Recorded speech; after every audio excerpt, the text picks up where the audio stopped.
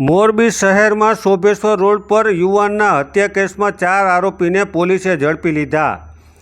મોરબીના શોભેશ્વર રોડ પર મફતિયાપરામાં સિકંદરભાઈ માણેકની ઓરડીમાં રહેતા હનીફભાઈ ગફુરભાઈ ભટ્ટીની તીક્ષ્ણ હથિયારના ઘા મારી અને પિસ્તોલથી ફાયરિંગ કરીને હત્યા કરવામાં આવી હતી।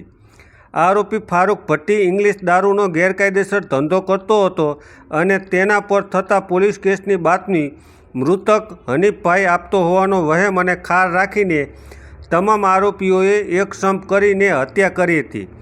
આ બનાવમાં પોલીસે 4 આરોપીની ધરપકડ કરી છે।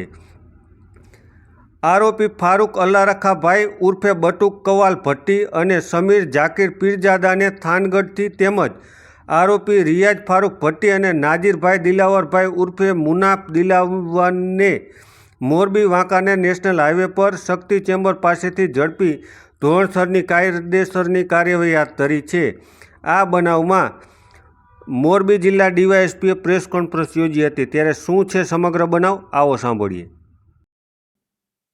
તારીખ 21/6/2026ના રોજ સવારે 9:30 વાગ્યા પહેલાં કોઈ સમયે શોભેશ્વર રોડ મફતિયાપરામાં એક હત્યાનો બનાવ બન્યો હતો। જે સંદર્ભે પોલીસે ત્યાં તપાસ કરતાં એક હત્યાનો ગુનો આપણે દાખલ કરેલો છે બપોરના 2:45 અને એમાં બનાવમાં જે ફારૂક અલ્લારખા ભટ્ટી જે આરોપી એક છે તે દારૂનો વિદેશી દારૂનો ગેરકાયદેસર ધંધો કરતો હોય ને તેની બાતમી આ હનીફભાઈ જે મરણ જનાર છે હનીફ ગફુર ભટ્ટી તેઓએ એમની બાતમી આપેલ હોય એ બાબતનો ખાર રાખીને ફારૂક અલ્લારખા ભટ્ટી, સમીર જાકીરભાઈ પીરજાદા, રિયાઝ ફારૂકભાઈ ભટ્ટી અને નાઝીમ દિલાવર દીવાન આ 4 જણાએ ભેગા મળી અને તેને છરી અને તીક્ષ્ણ હથિયારોના ઘા કરી તથા ફાયરિંગ કરીને તેનું મોત નિપજાવેલ છે।